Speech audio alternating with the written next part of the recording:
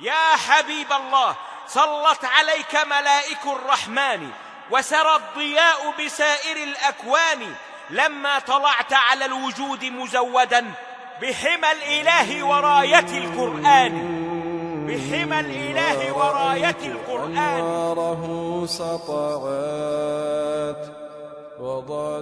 أعطى كفار قريش الشاعر حسان بن ثابت مبلغا من المال، وذلك قبل إسلامه، ليهجو به النبي صلى الله عليه وسلم.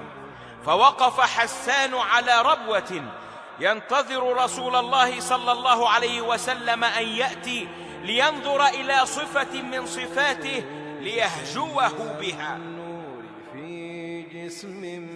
ومر الحبيب المصطفى صلى الله عليه وسلم، مر جميل الشيم، مر مصباح الظلم، مر جميل الشيم، مر مصباح الظلم.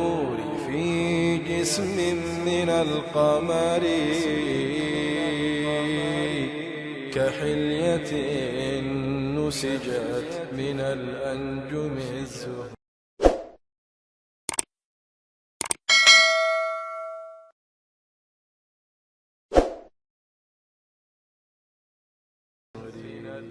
فلما رأى حسان النبي صلى الله عليه وسلم وقد أشرق بطلعته البهية وأنواره السنية، قذف الله عز وجل النور في قلبه، فانشرح صدره، استنار وجهه، رجع إلى القوم ورد لهم المال، قال: هذه أموالكم ليس لي فيها حاجة، أما هذا الذي أردتم أن أهجوه، اللهم إني أشهدك أني أشهد أنه رسول الله.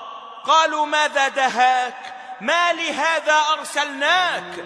فأجابهم بقوله: لما رأيت أنواره سطعت، لما رأيت أنواره سطعت، وضعت من خيفتي كفي على بصري، وضعت من كفي على بصري، خوفا على بصري من حسن صورته، خوفا على بصري من حسن صورته، فلست أنظره إلا على قدري، فلست أنظره إلا على قدري. روح من النور في جسم من القمر، روح من النور في جسم من القمر كحلية نسجت، كحلية نسجت من الأنجم الزهري، من الأنجم الزهري.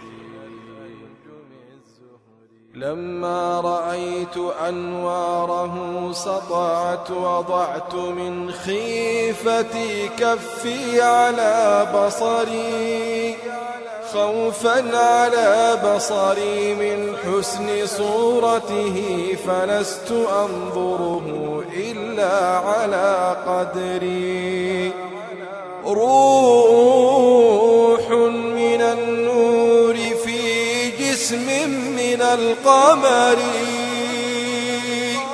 كحلية نسجت من الأنجم الزهري.